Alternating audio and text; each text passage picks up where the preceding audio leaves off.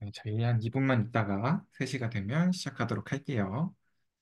시작하시기 전에 궁금하신 내용 있으시거나 뭐 질문사항 있으시면 미리 말씀 주셔도 괜찮아요.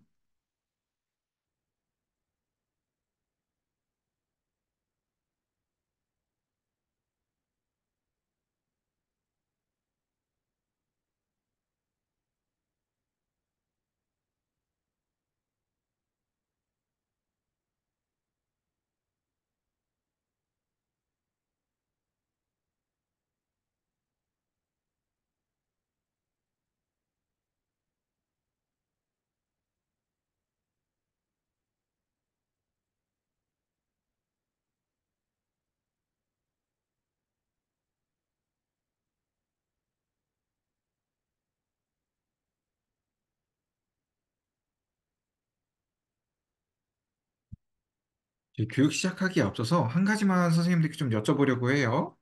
선생님들 혹시 오늘 그 교육 들으시는 분들 중에 사전사후 분석하셔야 되는 선생님들 있으실까요? 뭐 연구학교 하신다거나 아니면 정책연구 보고 하신다거나 사전사후 분석 진행하셔야 되는 선생님 있으실까요?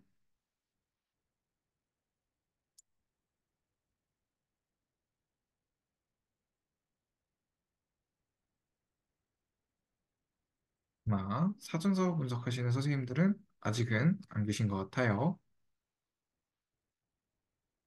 그럼 저희 3시가 됐으니까 한번 교육을, 네, 그러면 오늘은 사전서에 대한 내용 혹시나 있으시면 이제 해당하는 내용으로 조금 더 안내를 드리려고 했는데 어, 사전서 분석 필요하신 선생님들께서는 말씀해 주셔도 괜찮아요. 오늘 교육 중간에 사전서 분석으로 진행을 해보도록 할 수 있으니까요. 네, 혹시나 사전서 분석 필요하신 선생님들 있으시면 필요하세요? 그러면 오늘 같이 해당하는 내용 포함해서 안내를 드리도록 하겠습니다. 저희 3시가 됐으니까 이제 한번 교육 시작해 보도록 할게요. 네, 오늘 사전사후 분석도 같이 한번 진행해 보도록 하겠습니다. 오늘 같은 경우에는 선생님들께서 실습하실 내용은 많지는 않아요. 실습으로 같이 진행되는 내용은 많지 않고, 제가 선생님들께 조금 강의적으로, 강의 형태로 안내를 드릴 예정입니다. 혹시나 선생님들 가능하신 분들 있으시면, 선생님들 얼굴 나오도록 화면 켜주시면 좋을 것 같아요. 혹시나 제가 진행하는 내용이 조금 빠르다, 혹은 느리다, 라는 부분을 선생님들 표정 보면서 같이 캐치를 해볼 테니까, 네. 혹시나 가능하신 선생님들께서는 화면 같이 켜주시면 좋을 것 같고요. 어, 혹시나 화면 켜기 어려우신 분들은 제가 너무 빠르다 또는 너무 느리다 했을 때 채팅창에 같이 입력을 해주셔도 괜찮아요. 채팅창도 제가 계속 같이 보고 있으니까 필요하신 경우 채팅창을 통해서 말씀해 주시면 좋을 것 같습니다. 오늘 실습할 부분이 많지는 않지만 혹시 저랑 같이 실습해 보실 선생님께서는 지금 화면에 나와 있는 아이디 그리고 패스워드 이용해서 유레카에 로그인 해주시면 좋을 것 같습니다. 제가 이 아이디랑 패스워드는 다시 한번 채팅창에 남겨두도록 할게요. 먼저 주소부터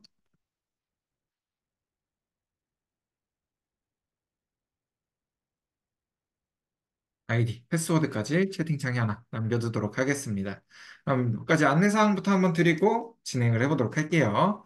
오늘 첫 번째로는 상시교육 일정입니다. 상시교육이 매월 둘째 주 월요일이라고 적혀 있네요. 매월 둘째 주 목요일에는 설문조사 부분, 매월 넷째 주 목요일에는 통계분석 부분으로 진행이 돼요.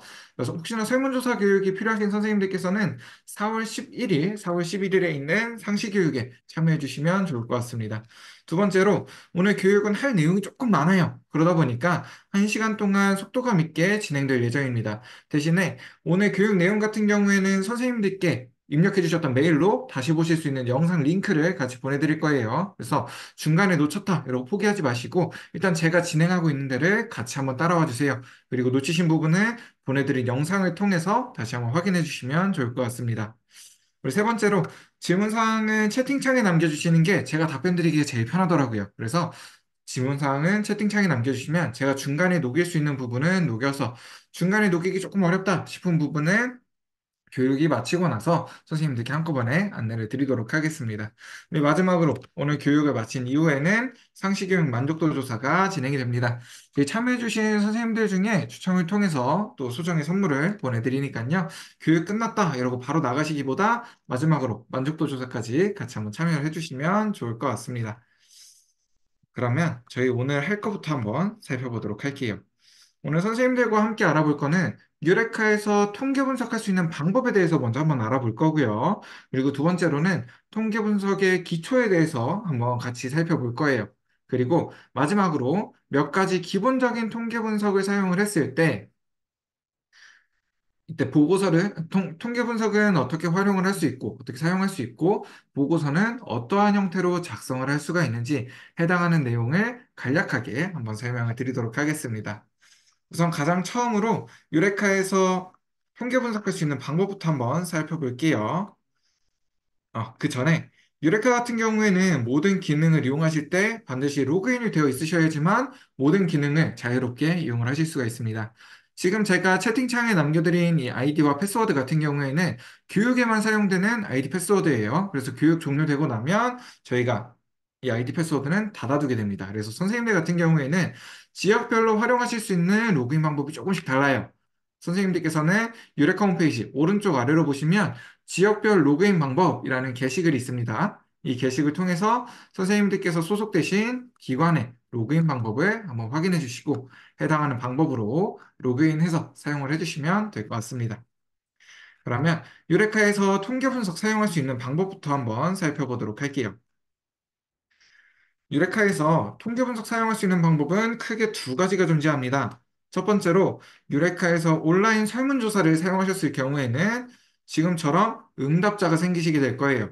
온라인 설문조사에 응답자가 생기셨다면 오른쪽에 설문조사 관리에 오른쪽 아래에 있는 통계 분석하기를 통해서 결과를 확인할 수 있습니다.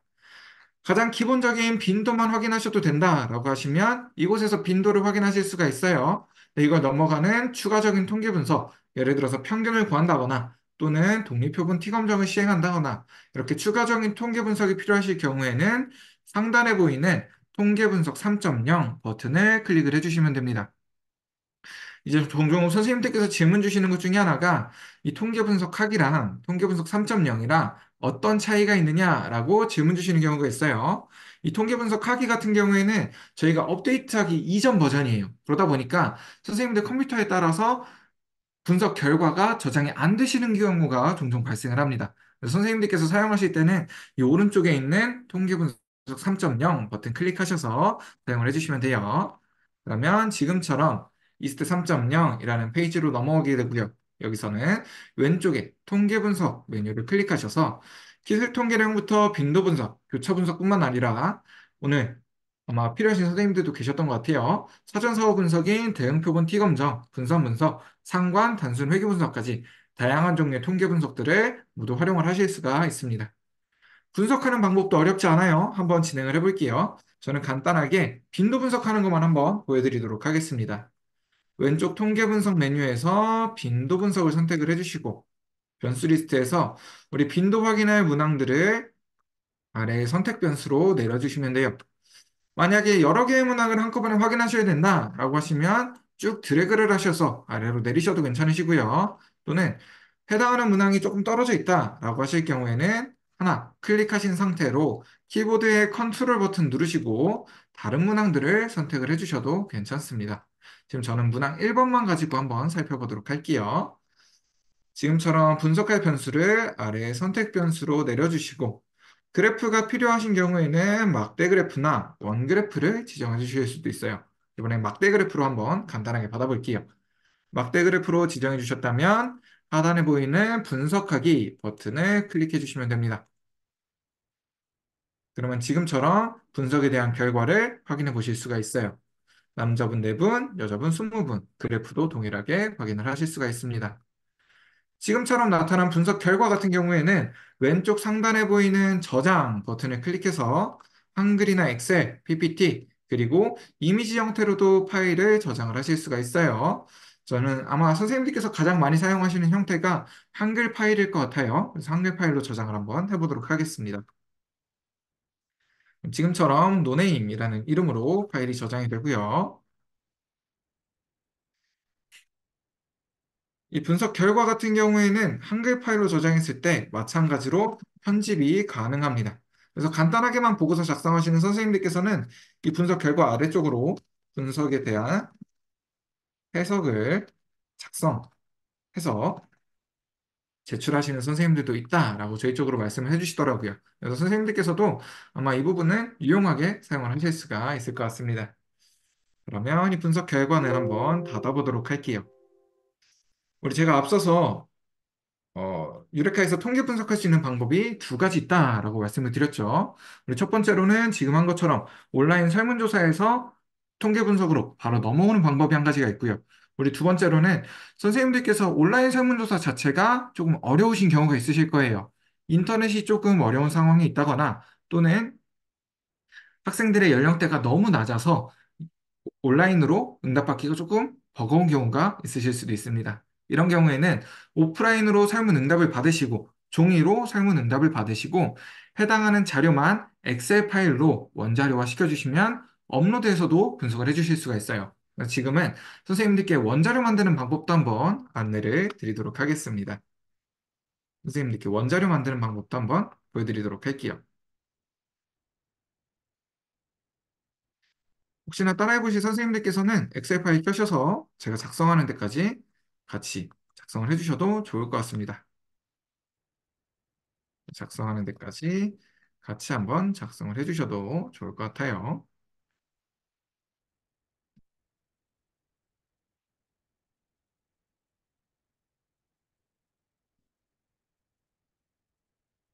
그러면 순 만족도, 급식 만족도 저는 10개의 설문조사가 있다라고 한번 가정을 해보도록 하겠습니다. 혹시나 지금 저랑 같이 진행해보고 계신 선생님들이 계실 수도 있으니까 잠깐만 기다렸다가 진행을 하도록 할게요. 선생님들 혹시 지금 제가 진행하는 속도는 괜찮으세요? 조금 빠르거나 이렇게 괜찮으세요? 네. 그럼 이 정도 속도로 한번 진행을 해보도록 하겠습니다.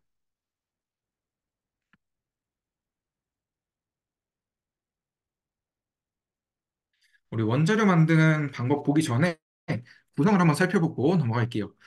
원자료 같은 경우에는 가장 첫 줄, 위에 있는 가장 첫 줄에는 우리가 사용한 문항이 들어가게 됩니다. 우리가 사용한 문항이 들어가고요.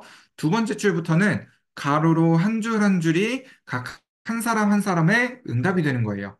그래서 지금은 문항이 4개밖에 없지만 이걸 넘어가는 추가적인 문항들을 더 사용하셨다면 오른쪽으로 한 칸씩 늘어나게 되고요. 지금은 10명의 응답자가 있다라고 가정을 했지만 추가적인 응답자들이 더 생겼다라고 한다면 아래로 한 줄씩 더 쌓여나가는 게 원자료의 형태입니다. 그러면 이제 원자료를 한번 입력을 해보도록 할게요. 만약 선생님들께서 오프라인으로 설문조사를 받으셨다면 선생님들 앞에 설문조사가 쭉 쌓여있게 될 거예요. 이때 하나씩 바로 입력을 하시는 게 아니에요. 가장 먼저 하셔야 될 거는 이 쌓여있는 설문조사의 오른쪽 상단 또는 왼쪽 상단에 제일 위에 있는 설문조사는 1번, 그 아래에 있는 설문조사는 2번, 이렇게 마지막 설문조사는 마지막 번호까지 설문지 번호를 부여해 주셔야 됩니다. 이 과정은 학생들에게도 학생들을 관리할 수 있는 학번이 부여가 되죠. 이것과 동일하게 설문조사에도 이 설문지를 관리할 수 있는 설문지 번호가 부여되는 과정이에요. 1번부터 마지막 설문지까지 설문지 번호를 다 부여를 해주셨다면 가장 위에 있는 1번 설문지를 보시고 가로로 한 줄씩 입력을 해주실 겁니다. 1번 설문지를 보니까 성별은 1번이 남학생이었고요. 학년은 2번이었던 2학년. 수업 만족도는 만족함이었던 4번. 급식 만족도는 매우 만족함이었던 5번을 입력한 학생이었습니다. 지금처럼 하나의 설문조사를 입력하기 시작하셨다면 가로로 해당하는 모든 내용을 입력해 주셔야 된다는 거, 이 부분은 꼭 기억을 해 주셨으면 좋겠어요. 이렇게 말씀을 드리면 종종 선생님들께서 되물어 보시는 경우가 있어요. 성별부터 쭉 다 입력하고 학년 쭉 입력하고 이렇게 세로의 형태로 입력하는 게 더 편하지 않아요? 라고 질문을 주시는 경우가 있습니다. 네, 이 부분은 선생님들께서 실제로 한번 진행해 보시면 많이 불편하구나 라는 부분을 아실 수가 있을 거예요. 한번 예를 들어 볼게요. 1번부터 마지막 설문지까지 하나하나 넘겨가면서 성별에 대한 문항만 다 확인을 합니다. 이렇게 마지막 설문지 끝났어요. 그렇다고 끝이 아니죠. 다시 처음으로 넘어와서 학년에 대한 문항만 1번부터 마지막 설문지까지 다시 확인을 해주셔야 됩니다. 그리고 어, 특히 여기서 주의해 주셔야 되는 부분이 지금처럼 원자료를 입력하는 과정에서 빈칸이 나타난다거나 또는 오타가 나타나는 가능성이 굉장히 높아요. 오타가 나타날 확률이 굉장히 높습니다. 만약 지금 저희가 입력한 것처럼 가로로 한 줄 한 줄 입력하셨다면 이 해당하는 설문조사만 다시 한번 확인해 주시면 돼요. 어디서부터 밀렸었는지, 어디서부터 오타가 발생했는지 이 해당하는 설문조사만 다시 한번 확인해 주시면 됩니다.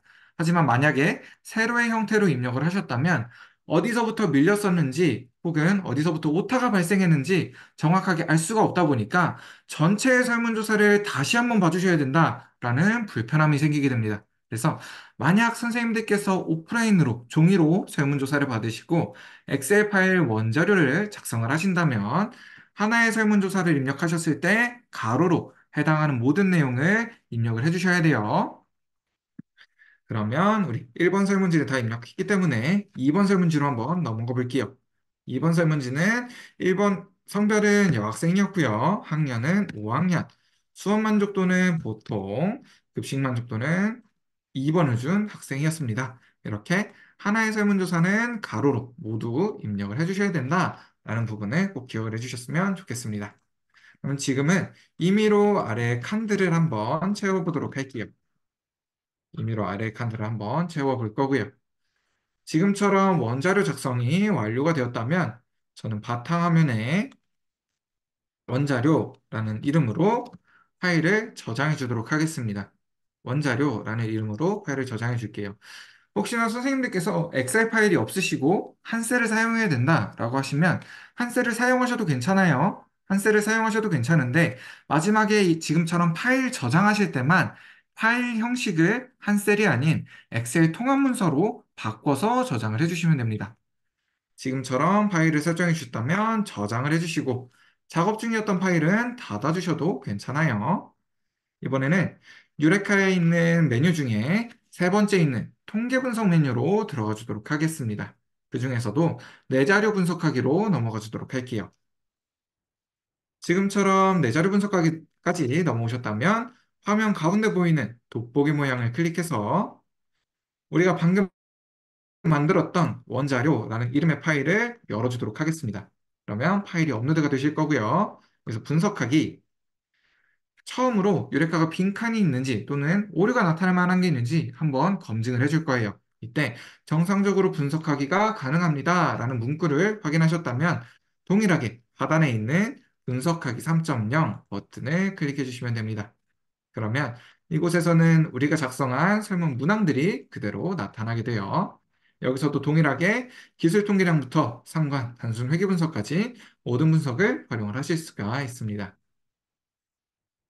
이번에는 따로 분석을 하지 않고 넘어가 보도록 할게요. 그럼 이번에는 선생님들께서 사전사후 분석하셔야 되는 선생님 계시다고 하셔서 제가 사전사후 분석하기 위한 자료 만드는 방법도 한번 설명을 드려보도록 하겠습니다. 사전사후 분석을 하기 위한 자료 만드는 방법도 한번 보여드리도록 할게요. 먼저 사전사후 분석을 하시기 위해서는 지금처럼 두 개의 원자료가 필요합니다. 우리 첫 번째로 사전에 대한 원자료가 한 가지 필요하고요. 두 번째로는 사후에 대한 원자료가 별도로 한 가지 필요해요. 그리고 사전사후 분석이다 보니까 이 두 개의 파일을 하나로 합친 통합 원자료가 하나가 필요합니다. 지금은 그 합치는 과정을 한번 보여드릴게요. 먼저 선생님들께서도 사전 사후 조사가 있으시다면 사후 조사 원자료에서 우리가 분석해야 되는 자료를 쭉 블록을 잡아주세요. 우리가 분석해야 되는 자료를 쭉 블록을 잡아주시고 마우스 오른쪽 버튼 클릭해서 복사 그리고 사전조사에 우리가 분석해야 될 자료 오른쪽으로 붙여 넣어 주시면 됩니다. 굉장히 간단하죠? 사전조사에 사후조사를 붙여 넣어 주시면 돼요. 이 간단한 과정을 제가 선생님들께 말씀드리는 이유가 이 과정을 반대로 하시는 분들이 있어요. 사후조사에 사전조사를 붙여 넣으시는 경우가 있습니다. 그래서 사후조사가 왼쪽에 오도록 사전조사가 오른쪽에 오도록 자료를 만들어 주시는 경우가 있어요. 이런 경우도 분석 결과는 동일하게 나타납니다. 하지만 분석의 부호가 반대로 나타나게 돼요. 그래서 실제로는 사전에 비해 사후의 값이 증가했음에도 불구하고 분석 결과만 봤을 때는 사전에 비해 사후의 값이 떨어진 것처럼 보여질 수가 있습니다. 그렇기 때문에 선생님들께서도 왼쪽에는 사전에 대한 자료가 오도록 오른쪽에는 사후에 대한 자료가 오도록 자료를 만들어 주시는 게 중요해요. 우리 그리고 몇 가지만 더 한번 살펴보고 넘어가도록 할게요. 지금 저는 1학년 1반 1번 학생의 사전조사 오른쪽으로는 1학년 1반 1번 학생의 사후조사가 오도록 응답을 매칭시켜 주었습니다. 이게 굉장히 중요해요. 만약 선생님들께서 지금처럼 응답자 매칭을 시켜주지 않으신다면 실제 나타나는 현상과 분석 결과가 서로 다른 결과가 나타날 수가 있어요. 실제로는 사전에 비해 사후의 값이 증가했다. 일반적으로는 긍정적인 경우가 많아요.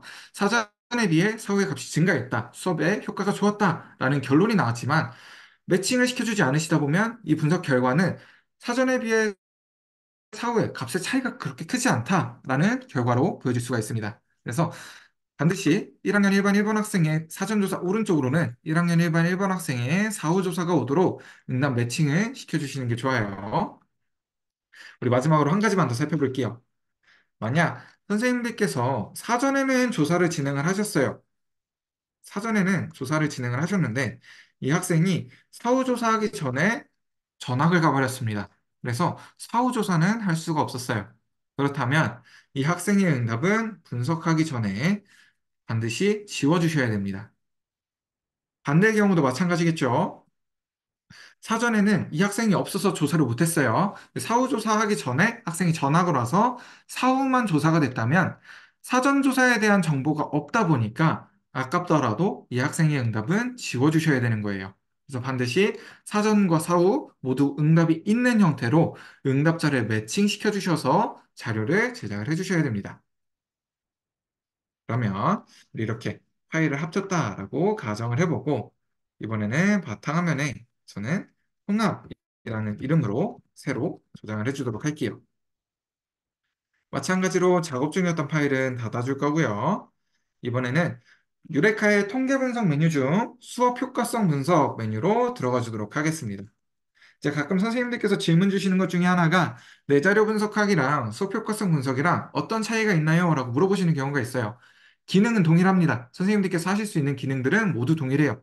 한 가지 차이가 있으면 수업 효과성 분석에서는 제가 방금 선생님들께 보여드렸던 사전조사와 사후조사를 하나로 합치는 방법이 기술이 되어 있고요.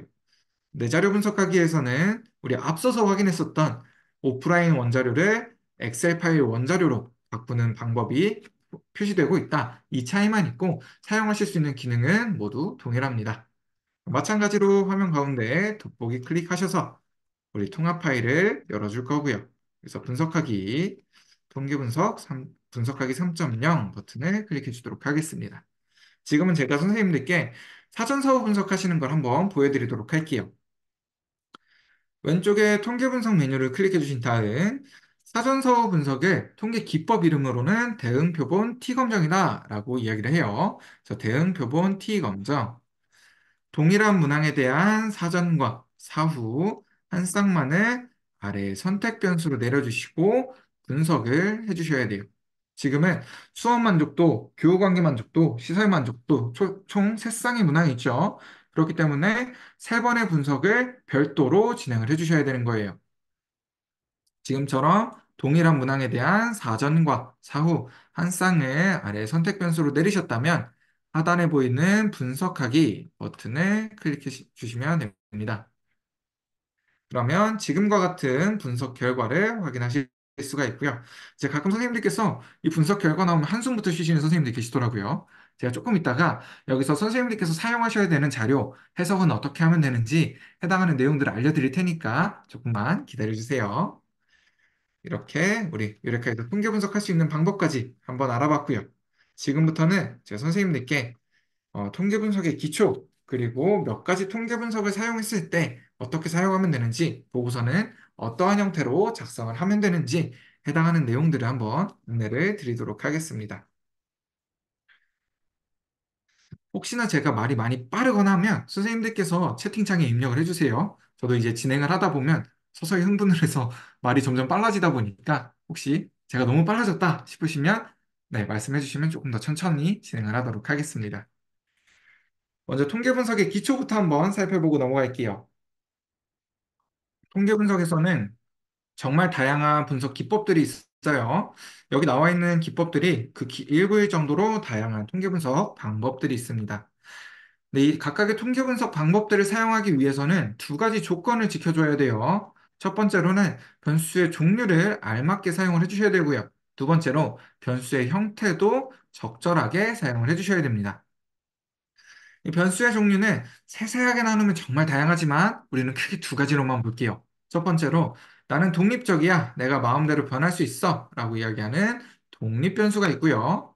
우리 두 번째로는 독립변수야. 너가 변했네? 그럼 나도 같이 따라서 변해야겠다. 라고 이야기하는 종속변수가 있습니다.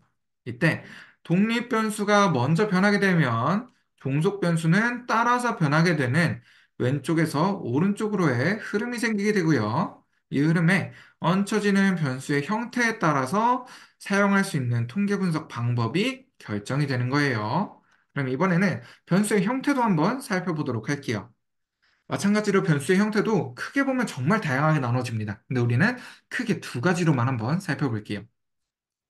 첫 번째로는 숫자가 아니라 그 숫자에 연구자가 부여해준 속성이 중요한 변수예요. 예를 들어서 성별이나 종교, 지역도 이렇게 속성이 중요한 변수로 들어가게 됩니다. 이러한 변수를 우리는 질적 변수다라고 이야기를 해요. 아마 선생님들께서 가장 많이 사용하시는 이 질적 변수 예시가 성별에 대한 문항일 것 같아요. 그래서 성별을 예시로 한번 들어볼게요. 우리가 보통 성별에 대한 문항을 사용할 때 보기 1번을 남자, 보기 2번을 여자로 두고 사용을 하죠. 근데 이때 보기의 순서를 바꿔서 보기 1번을 여자, 보기 2번을 남자로 두고 사용한다라고 하더라도 설문조사에 응답을 받고 통계 분석을 진행하는 데는 아무런 지장이 없습니다. 이제 가끔 선생님들께서 에이 그래도 1번은 남자여야지 라고 말씀을 하시는 선생님들도 계시긴 해요. 하지만 분석 입장에서 또는 조사 입장에서 봤을 땐 1번이 남자든 1번이 여자든 아무런 지장 없이 조사를 할 수가 있고 분석을 할 수가 있습니다. 이런 질적 변수는 지금처럼 보기의 숫자가 중요하지 않기 때문에 평균 점수를 활용하지 않아요. 다시 한번 예를 들어 볼게요. 우리가 1번을 남자, 2번을 여자라고 했을 때 1과 2의 평균은 1.5가 나오죠. 이 1.5는 성별에서 아무런 의미를 가지지 않습니다. 이제 가끔 1.5다라고 이야기하면 중성이지 않느냐라고 말씀하시는 선생님들도 계시긴 해요. 근데 성별에서 중성을 표시하거나 혹은 또 다른 성별을 표시를 하실 때는 1.5 이렇게 독특한 숫자가 아니라 보기 3번이나 보기 4번 이렇게 별도의 보기를 지정을 해주셔야 됩니다. 이러한 질적 변수는 지금처럼 평균 점수를 보지 않는 대신에 남학생은 전체 응답자 중에 몇 명 있고 백분율로는 어떻게 되는지, 여학생은 전체 응답자 중에 몇 명 있고 몇 퍼센트 정도 있는지 이에 해당하는 응답자의 숫자, 그리고 백분율을 중요하게 생각합니다. 그러면 이러한 질적 변수랑은 반대가 되는 변수도 있겠죠. 이런 변수를 우리는 양적 변수다라고 이야기를 해요. 이 양적 변수는 연속되는 숫자 자체가 중요한 변수를 이야기를 합니다. 예를 들어서 시험 점수나 키, 몸무게 등이 있겠죠. 이 양적 변수는 숫자 자체가 중요한 의미를 가지다 보니까 평균이나 표준 편차를 중요하게 생각해요. 예를 들어서 우리 학교에서 시험을 봤다라고 한다면 내 시험 점수가 평균보다 높은지 낮은지가 중요하게 생각될 거고요. 우리나라에서 전국적으로 키를 쟀다라고 한다면 내 키가 표준 이상인지 또는 평균 이하인지도 중요하게 생각되겠죠. 지금처럼 양적 변수는 숫자 자체가 중요한 의미를 가지다 보니까 해당하는 문항에 대한 평균과 표준 편차를 중요하게 생각합니다. 이때 질적 변수로도 양적 변수로도 모두 활용할 수 있는 문항이 한 가지 존재해요. 우리가 보통 만족도 문항에서 사용하는 척도형 문항이 그 주인공입니다. 일반적으로는 5점 척도를 많이 사용을 하지만 3점 척도, 5점 척도, 7점 척도, 조금 넓게 보면 10점 척도까지도 모두 다 동일하게 사용을 할 수가 있습니다. 우리가 일반적으로 사용하는 건 5점 척도이기 때문에 저는 이번에 5점 척도, 만족도 문항을 한번 예시로 들어보도록 할게요. 제가 가지고 온 예시 문항은 1번 문항은 전혀 만족하지 않는다부터 시작해서 5번 문항은 매우 만족한다로 가는 문항이에요. 이때 각각의 보기를 질적 변수로 보고 전혀 만족하지 않는다는 몇 명이 응답했고 몇 퍼센트 있는지, 만족한다와 매우 만족한다는 각각 몇 명이 응답했고, 비율로는 어떻게 되는지를 확인을 하실 수도 있고요. 전혀 만족하지 않는다는 1점부터 시작해서 매우 만족한다는 5점으로 두고 이 만족도에 대한 평균 점수도 확인을 해보실 수가 있겠죠. 지금처럼 척도형 문항을 사용하실 경우에는 질적 변수로도 양적 변수로도 모두 다 활용을 할 수 있다 보니까 대부분의 통계 분석을 사용을 하실 수가 있습니다.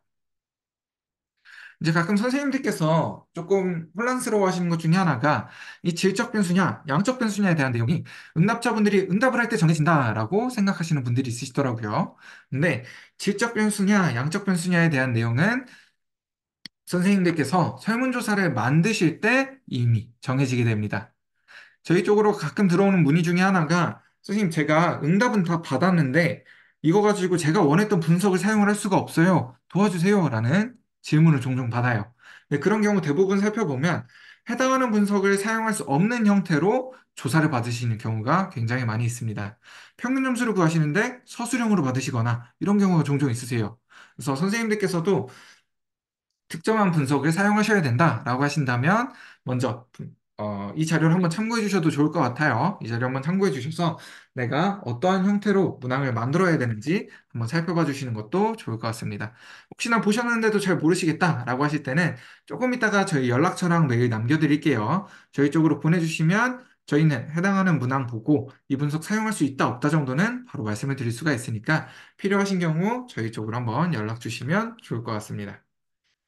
그러면 이번에는 우리 몇 가지 주요한 분석들, 가장 기본적인 분석들, 어떻게 사용하면 되고, 이 분석 결과를 어떻게 보고서에 작성할 수 있는지 간략하게만 한번 살펴보도록 할게요.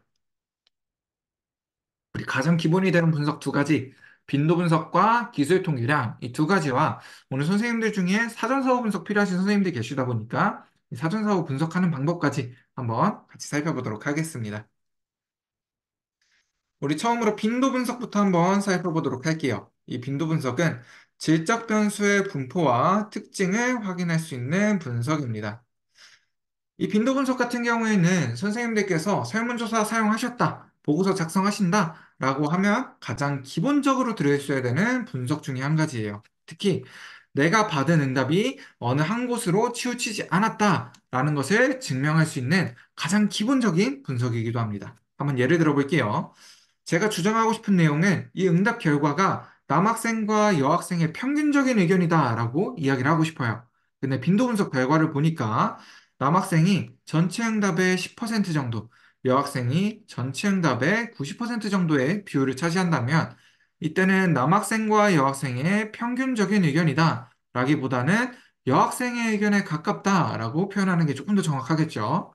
반대로 남학생이 47% 정도, 여학생이 53% 정도 분포를 보였다라고 한다면 이때는 남학생과 여학생의 평균적인 의견이다라고 이야기를 할 수가 있을 겁니다. 지금처럼 이 빈도 분석을 통해서 내가 받은 응답이 어느 한 곳으로 치우치지 않았다라는 것을 가장 쉽게 증명할 수 있기 때문에 선생님들께서도 반드시 사용을 해주셔야 돼요.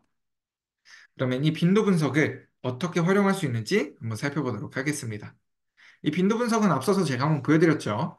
이스트 3.0, 통계 분석 3.0까지 넘어오셨다면 왼쪽 통계 분석 메뉴에서 빈도 분석, 변수 리스트에서 우리가 빈도를 확인할 문항들을 아래 선택 변수로 내려주시고 그래프가 필요하신 경우는 그래프를, 필요 없으신 경우는 없음을 선택해 주신 다음 분석하기 버튼을 클릭해 주시면 됩니다. 그러면 지금과 같은 결과 화면을 받아보실 수가 있고요. 이 결과는 보고서에 지금처럼 옮겨주실 수가 있습니다. 지금부터 제가 말씀드릴 이 보고서의 형태 같은 경우에는 무조건 이렇게 작성하셔야 됩니다. 라는 부분은 아니에요. 하지만 최소한 이대로 작성하시면 틀리지는 않아요. 라는 내용으로 선생님들께 안내를 드리도록 할게요. 먼저 구성부터 한번 살펴보고 넘어가도록 하겠습니다. 가장 왼쪽에는 우리가 사용한 문항이 들어가고요. 중간에는 사례수, 오른쪽에는 비율이 얼마나 되는지 해당하는 내용이 들어가게 됩니다. 여기서 선생님들께서 놓치시는 부분 중에 하나가 이 전체에 대한 응답을 빼고 작성하시는 경우가 굉장히 많이 있어요. 하지만 이 전체에 대한 응답은 반드시 포함이 되어 있어야 합니다. 지금이야 남학생이 47명, 여학생이 53명, 더하면 100명. 이게 한눈에 쉽게 들어오지만 보기가 많아지거나 또는 응답자의 숫자가 늘어나게 될 경우에는 몇 명이 전체 응답자인지 100%가 몇 명이 기준인지 이게 한눈에 들어오지 않게 될 수가 있어요. 그래서 선생님들께서도 반드시 이 전체에 대한 응답은 항상 함께 작성을 해주시는 게 좋아요. 다음으로 우리가 사용한 문항과 문항별 보기, 보기별 사례수와 비율을 입력해 주시면 됩니다. 지금 저는 성별과 학교급 두 가지 문항만 사용했지만 이걸 넘어가는 추가적인 문항들을 더 사용하셨다면 아래로 하나씩 하나씩 더 붙여주셔도 괜찮아요. 그럼 이제 이 자료를 어떻게 해석할 수 있는지 한번 살펴보도록 하겠습니다. 모든 통계 분석의 해석에서는 가장 기본적으로 내가 무엇을 위해서 어떤 분석을 사용했는지 사용한 목적과 방법이 기술되어 있어야 돼요. 한번 진행을 해볼게요. 전체 응답 학생의 성별, 학교급의 분포를 확인하기 위해서 빈도 분석을 실시하였다. 지금처럼 사용한 목적과 방법을 기술해 주시고 분석 결과 성별은 남학생이 47%, 여학생이 53%의 분포를 보이는 것으로 나타났다. 지금처럼 보기가 두 가지일 경우에는 어떤 것 먼저 말씀해 주셔도 상관이 없습니다. 오히려 보기 순서대로 말씀해 주시는 게 훨씬 더 편하게 기술하실 수가 있어요. 근데 보기가 세 가지 이상으로 늘어났다라고 하실 경우에는 빈도가 높은 것을 먼저 동일한 것끼리는 묶어서 설명해 주시는 게 선생님들께서 기술하실 때 훨씬 편하게 기술하실 수가 있으실 거예요. 한번 해볼게요. 학교급의 경우 고등학교가 34%이며 초등학교와 중학교가 각각 33%였다. 지금처럼 빈도가 높은 것을 먼저 동일한 것끼리는 묶어서 설명을 해주시면 선생님들께서 기술하실 때 훨씬 편하게 기술하실 수가 있습니다. 여기서 한 가지만 더 말씀을 드리고 넘어갈게요. 가끔 선생님들께서 질문 주시는 것 중에 하나가 이 빈도 분석 같은 경우에는 명수가 중요하냐, 퍼센트가 중요하냐라고 질문을 주시는 경우가 종종 있어요. 사실 이 부분 같은 경우에는 연구자분의 선택이긴 합니다. 선생님들의 상황에 따라서 필요하신 내용이 조금씩 다르실 수가 있어요. 근데 일반적으로는 제가 추천드리는 방향은 저는 퍼센트가 먼저 나오고 그 뒤에 명수가 나오는 걸 조금 더 추천을 드립니다. 그 이유가 우리가 빈도 분석하는 대부분의 이유는 어느 집단에서 더 많이 나왔는지를 확인하기 위함이 조금 더 커요. 근데 명수만 나타나게 되면 이게 얼마나 큰 건지 작은 건지 파악이 조금 어렵다 보니까 퍼센트를 먼저 표시를 해주시고 그 근거가 되는 명수를 다음에 안내를 해주시는 게 저는 조금 더 좋아 보입니다. 그러면 이번엔 넘어가서 한번 기술 통계량 분석을 살펴보도록 할게요. 이 기술 통계량 분석은 양적 변수의 특징을 확인할 수 있는 분석입니다. 평균과 표준 편차를 구할 때 사용한다라고 생각을 해주셔도 괜찮아요. 이제 가끔 선생님들께서 저 평균 구하고 싶은데 평균 메뉴가 없어요. 이렇게 질문을 주시는 경우가 있습니다. 평균 구하실 때는 이 기술 통계량 분석을 사용하시면 된다라는 부분을 기억해 주셨으면 좋겠습니다. 이 기술 통계량 분석은 왼쪽 통계 분석 메뉴에서 기술 통계량을 선택을 해주시고 변수 리스트에서 우리가 평균 점수를 확인할 문항을 아래에 선택 변수로 내려주신 다음 분석하기 버튼을 클릭해 주시면 됩니다. 지금은 5점 척도로 사용된 세 가지 문항을 양적 변수로 보고 평균 점수를 한번 구해보도록 할게요. 그러면 지금과 같이 다양한 종류의 통계량 값들을 확인을 하실 수가 있습니다. 여기서 다른 값들은 사용을 하셔도 되고 사용하지 않으셔도 괜찮아요. 반드시 사용하셔야 되는 세 가지만 한번 안내를 드릴게요. 첫 번째로는 대부분의 통계 분석에서 관측치 또는 빈도 또는 자료수 라고 표현되는 값은 항상 함께 사용을 해주시는 게 좋아요. 그래서 관측치 개수는 사용을 해주시는 게 좋고 우리가 기술 통계량 분석을 진행한 이유인 평균 그리고 이 평균의 친구가 되는 표준 편차 이 세 가지는 항상 함께 사용을 해주시는 게 좋습니다. 선생님들께서 평균이 중요한 건 많이들 알고 계시더라고요. 근데 이 표준 편차의 의미나 표준 편차가 왜 중요한지 이 이유를 조금은 어려워하시는 분들이 있으신 것 같아서 지금은 평균과 표준 편차에 대해 간략하게 한 번씩 소개를 해드리고 넘어갈게요. 자, 일단 두 가지 예시 자료를 들고 왔습니다. 첫 번째로 평균이 3.8, 표준 편차가 1.0인 국어 수업 만족도를 한 가지 가지고 왔고요. 두 번째로 평균이 3.1, 표준 편차가 1.5인 수학 수업 만족도를 한 가지 가지고 왔습니다. 우리 국어 수업 만족도를 먼저 한번 살펴볼게요. 이 국어 수업 만족도에 대한 자료가 이렇게 쭉 나열이 되어 있다라고 할 때, 이 모든 자료 값들을 대표할 수 있는 값이 평균인 3.8입니다. 지금처럼 나열되어 있는 이 모든 자료 값을 대표할 수 있는 값이 평균인 3.8이에요. 예를 들어서 너 국어 수업 만족도가 어떻게 돼요? 라고 물어봤을 때 저희 국어 수업 만족도는 3.8점 정도 됩니다. 라고 이야기를 할 수가 있는 거죠. 지금처럼 이 모든 자료값을 대표할 수 있는 값이 평균인 3.8이에요. 그리고 이 3.8을 기준으로 플러스 1 표준 편차인 4.8, 마이너스 1 표준 편차인 2.8, 이 사이에 대부분의 응답값들이 포함이 되는 것을 이야기합니다. 대략 전체 응답의 70% 정도는 이 범주 안에 포함이 된다라고 생각을 해주셔도 괜찮을 것 같아요. 다시 한번 수학 수업 만족도를 가지고 살펴볼게요. 자료가 이렇게 쭉 나열이 되어 있다라고 할 때 이 모든 자료 값을 대표할 수 있는 값이 평균인 3.1입니다. 그리고 이 3.1을 기준으로 플러스 1 표준 편차인 4.6, 마이너스 1 표준 편차인 1.6, 이 사이에 대부분의 응답값들이 포함이 되는 것을 이야기를 해요. 선생님들께서도 아마 지금 보시면서 아셨겠지만 표준 편차가 커지면 커질수록 평균으로부터 자료가 더 넓게 분포하고 있고요. 반대로 표준 편차가 작아지면 작아질수록 조금 더 평균에 밀집되어 있는 형태로 자료가 분포가 되죠. 지금처럼 이 평균 같은 경우에는 제가 가지고 있는 자료를 대표할 수 있는 값이고, 이 표준 편차는 이 대표할 수 있는 값을 기준으로 자료가 얼마나 넓게 분포가 되어 있는가, 이에 해당하는 결과값이다 보니까 선생님들께서 평균을 사용하시는 경우에는 이에 친구가 되는, 이에 이웃이 되는 표준 편차 자료값까지 함께 사용을 해주셔야 되는 거예요. 그러면 우리 앞서 있던 분석 결과를 어떻게 보고서에 옮길 수 있는지도 한번 살펴보도록 하겠습니다. 먼저 마찬가지로 구성부터 한번 살펴보고 넘어갈게요. 왼쪽에는 우리가 사용한 문항이 들어가고요. 중간에는 평균, 오른쪽에는 표준 편차. 여기서도 마찬가지로 선생님들께서 많이 빼두시는 부분 중에 하나가 전체 관측치가 몇 개 있는지 이 부분도 함께 작성을 해주셔야 됩니다. 지금 저는 관측지, 평균, 표준편차 세 가지만 사용을 했지만 선생님들께서 만약 최대값, 최소값 또는 외도와 첨도처럼 추가적인 통계량 값들을 더 사용하신다면 표준편차 오른쪽으로 한 칸씩 더 늘려주시면 돼요. 그러면 이 자료값을 어떻게 해석할 수 있는지도 한번 살펴보도록 하겠습니다. 먼저 목적과 방법이 기술되어 있어야겠죠. 학생들의 각 만족도 및 점수의 특징을 알아보기 위해서 기술 통계량 분석을 실시하였다. 지금처럼 목적과 방법을 기술해 주시고 5점 척도의 질문 중 국어 수업 만족도에 대해 평균은 3.8점으로 응답자들이 대체로 국어 수업에 보통 이상의 만족도를 가진 것으로 확인되었다. 수학 수업 만족도에 대해서는 평균이 3.88, 학교생활 만족도는 평균이 3.81로 나머지 두 변수 또한 만족에 가까움을 확인할 수 있었다. 지금처럼 기술해 주실 수가 있습니다.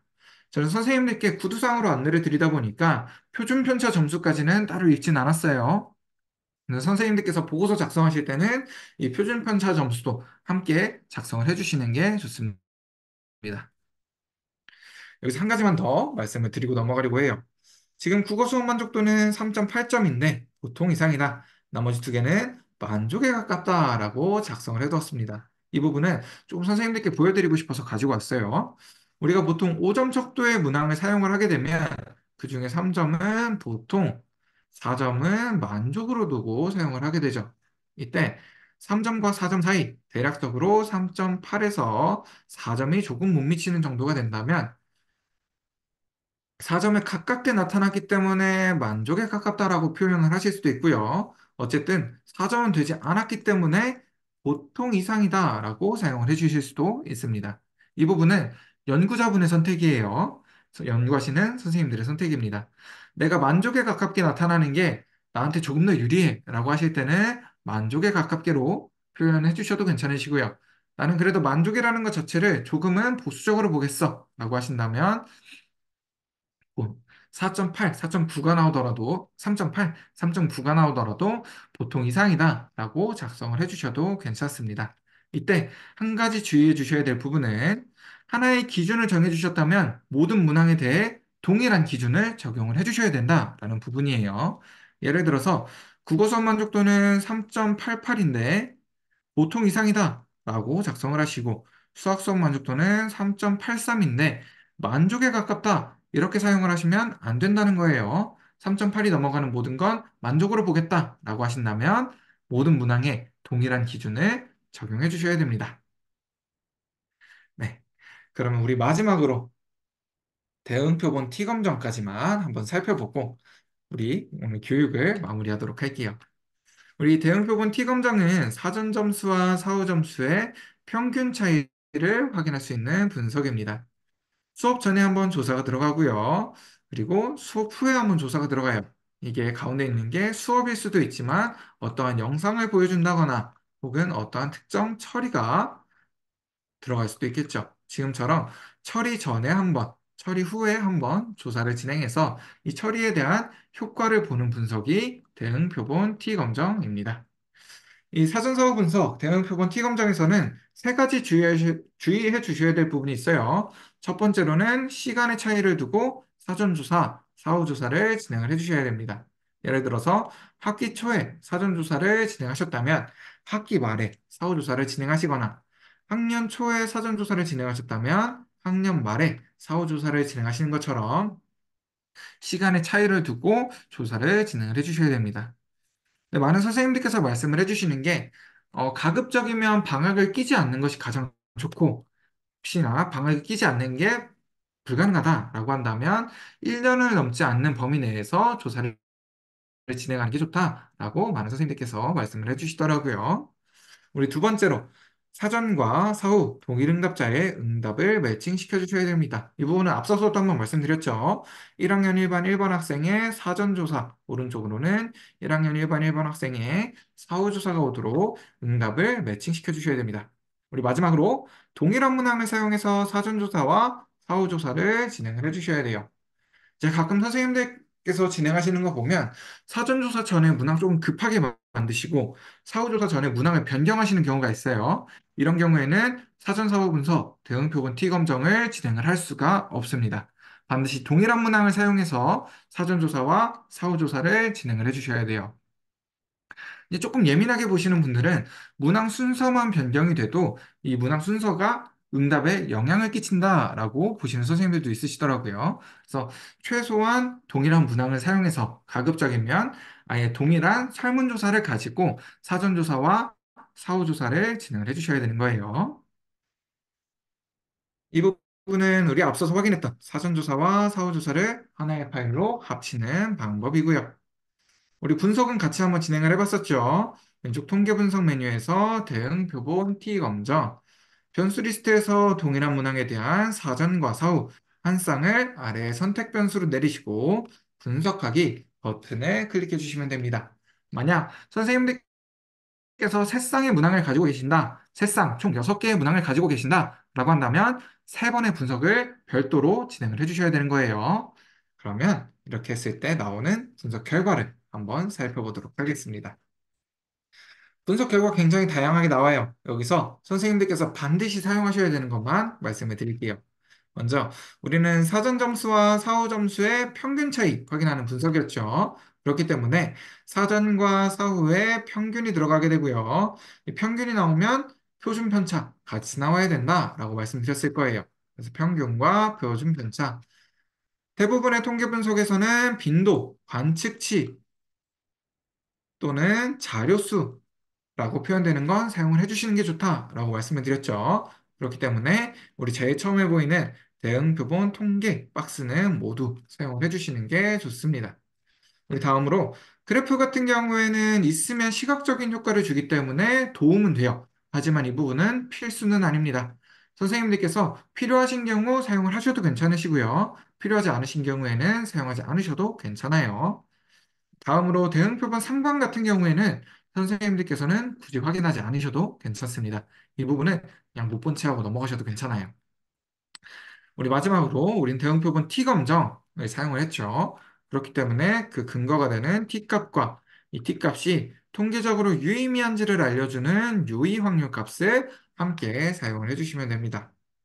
아마 선생님들께서 이런 이야기 한 번쯤은 들어보셨을 거예요. 유의 확률이 0.05보다 작으면 통계적으로 유의미하다. 또는 p-value가 0.05보다 작으면 통계적으로 유의미하다라는 이야기를 아마 한 번쯤은 들어보셨을 겁니다. 이때 이 p-value 또는 유의 확률이 어떤 의미인지, 그러면 이 0.05는 어떤 건지 간략하게만 한번 말씀을 드려보도록 할게요. 먼저 이 0.05를 우리는 유의 수준이다라고 이야기를 합니다. 이 유의 수준 같은 경우에는 저희가 분석하기 전에 미리 검정 방법에 0.05로 설정을 해두게 돼요. 다시 한번 살펴볼게요. 이 0.05는 유의 수준이다라고 이야기를 합니다. 이 유의 수준은 똑같은 분석을 100번 똑같은 분석을 100번 진행한다라고 했을 때 통계적으로 유의미하다라고 할 수 있는 오류의 최대 수준을 이야기를 해요. 조금 쉽게 설명드리면 우리가 설정해준 기준이다라고 보셔도 괜찮을 것 같습니다. 우리가 100번 중에 얼마보다만 오류 확률이 더 적으면 이걸 통계적으로 유의미하다라고 할게 라고 이야기하는 우리가 설정해준 기준이에요. 일반적으로 사회과학 분야에서는 0.05, 저희도 0.05를 많이 사용하지만 100번 중에 5번보다만 오류 확률이 적게 나타나면 우리는 이걸 통계적으로 유의미하다라고 할게 라고 하는 우리가 설정해준 기준입니다. 우리는 보통 0.05를 많이 사용하지만 의학이나 건설 분야 또는 생산 분야로 넘어갔을 때는 훨씬 더 작은 수치의 유의 수준을 사용을 하게 돼요. 그러면 이번에는 유의 확률, p-value는 무엇이냐라고 한번 알아볼게요. 이 유의 확률은 우리가 가지고 있는 자료로 실제 통계 분석을 진행을 해봤을 때 우리가 가지고 있는 자료에 오류가 발생할 확률을 이야기를 합니다. 우리가 가지고 있는 자료로 통계 분석을 진행을 해봤을 때 이 통계 분석 결과가 오류가 발생할 확률을 이야기를 해요. 그래서 우리가 가지고 있는 자료에 오류가 발생할 확률이 우리가 설정해준 기준보다 작다면 우린 이걸 가지고 통계적으로 유의미하다라고 이야기를 할 수가 있는 겁니다. 조금 어려우실 수도 있어요. 우리가 가지고 있는 자료가 오류 확률이 낮다면, 우리가 설정해준 기준보다 낮다면 이걸 통계적으로 유의미하다. 선생님들께서 통계적으로 유의미하다라는 이야기를 조금 어려워하시는 경우가 있더라고요. 그래서 조금 쉽게 설명을 드리면 어떻게 할 수 있을까 생각을 해보다가 이 분석 결과가 우연히 나타나지는 않았다. 우연히 나타난 결과는 아니다.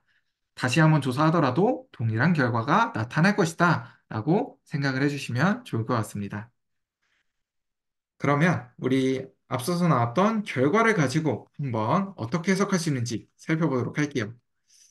우리가 설정해준 기준은 0.05예요. 이거는 100번 중에 5번보다만 오류가 더 적게 나타날 확률이면 우리는 통계적으로 유의미하다. 이 결과가 우연히 나온 값이 아니다. 라고 이야기하기로 했어요. 근데 우리가 가지고 있는 자료의 유의 확률, p-value 값을 보니까 0.000으로 나타납니다. 사실 통계에서 0%라는 확률은 존재하지 않아요. 어느 일정 수치까지 내려가다 보면 특정한 값을 갖게 됩니다. 그래서 0.000으로 작성하셔도 틀린 거는 아니에요. 근데 조금 더 정확하게 작성하실 때는 통계에서 사용하는 정말 작은 단위인 0.001보다 작은 값이다 라고 사용해 주시는 게 조금 더 정확합니다. 우리 다시 한번 살펴볼게요. 우리가 사용해 준 기준은 100번 중에 5번보다만 적으면 돼요. 근데 우리가 가지고 있는 자료에 오류가 발생할 확률을 보니까 1000번 중에 한 번보다도 오류가 발생할 확률이 더 작습니다. 우리가 설정해준 기준보다 오류가 발생할 확률이 훨씬 더 작기 때문에 우린 이걸 가지고 통계적으로 유의미하다. 이 결과값이 우연히 나온 것은 아니다. 라고 이야기를 할 수가 있는 거예요. 그러면 이 자료를 보고서에 어떻게 옮길 수 있는지도 한번 살펴보도록 하겠습니다. 먼저 구성부터 동일하게 한번 살펴볼게요. 사전과 사후에 대한 평균이 들어가고요.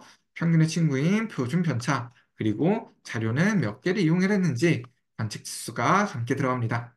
그리고 우린 대응표본 T검정을 사용했기 때문에 이 근거가 되는 T값과 통계적으로 유의미한지를 알려주는 유의 확률값, 그리고 0.000으로 나왔지만 조금 더 정확하게 0.001보다 작은 값이다 라고 표현을 해줬습니다.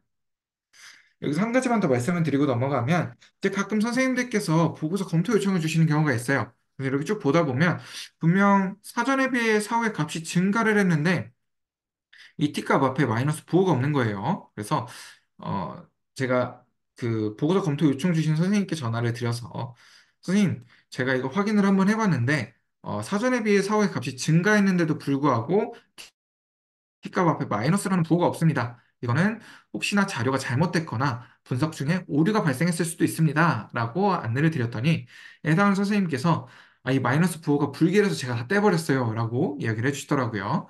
근데 이 마이너스 부호는 일반적으로 사전에 비해 사후의 값이 증가했을 때 긍정적인 답변일 경우가 더 많이 있습니다. 그래서 마이너스 부호 불길하다라고 다 떼버리지 마시고 있으면 있는 대로 없으면 없는 대로 그대로 사용을 해주셔야 돼요.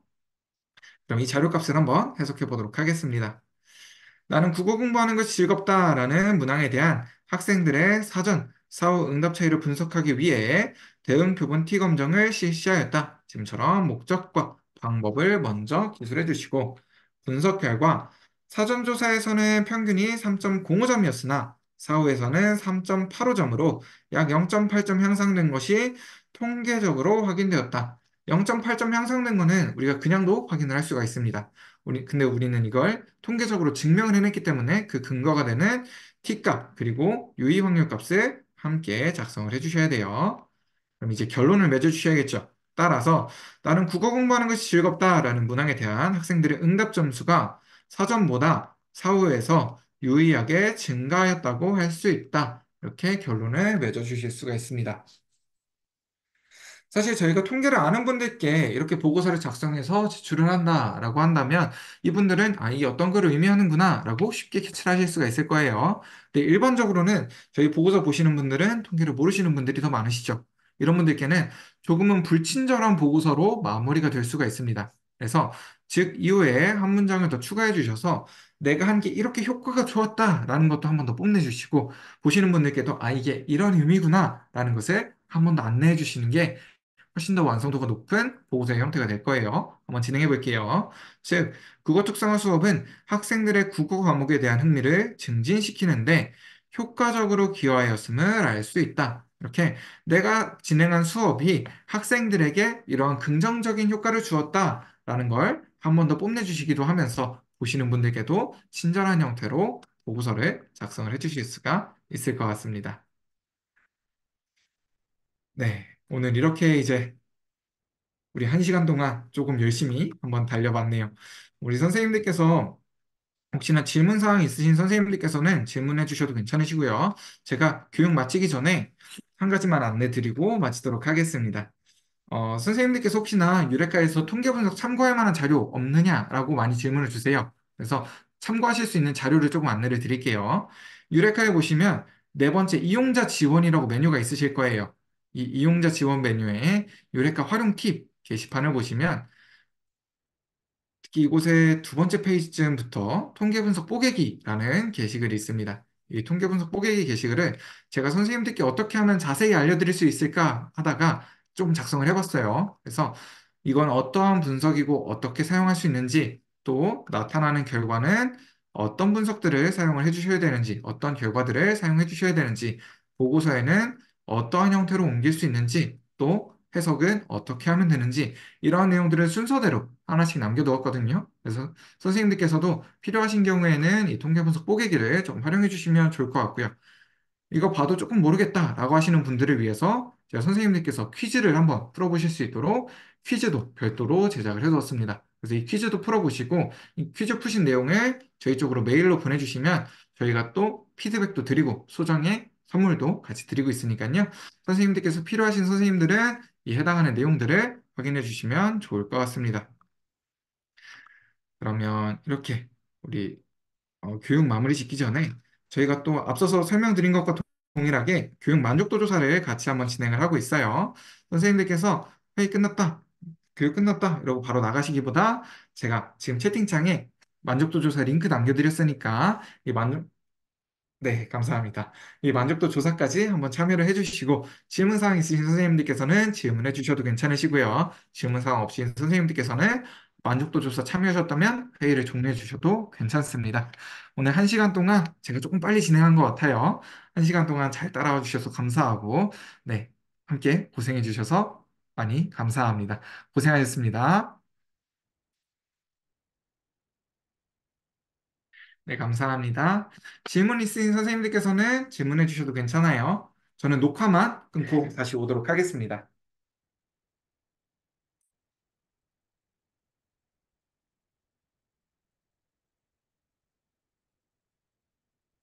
어, 혹시나 이 링크가 지금 여기서 클릭해서 안 되시는 선생님 있으시면 이거 쭉 링크 들어가시면 복사가 되실 거예요. 여기서 링크 복사하셔서 선생님들 인터넷 창에 그대로 붙여 넣으시면 동일하게 확인하실 수가 있으실 거예요.